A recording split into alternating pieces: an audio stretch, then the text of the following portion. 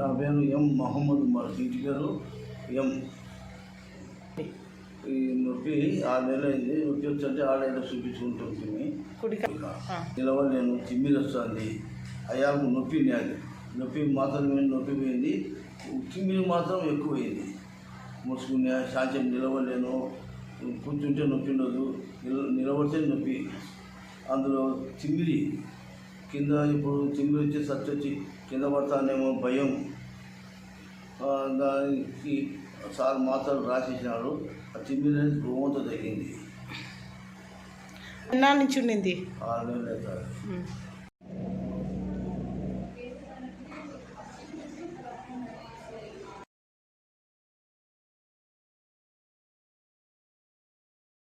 నా పేరు మొహమ్మద్ ఉమర్, ఎం మొహమ్మద్ ఉమర్.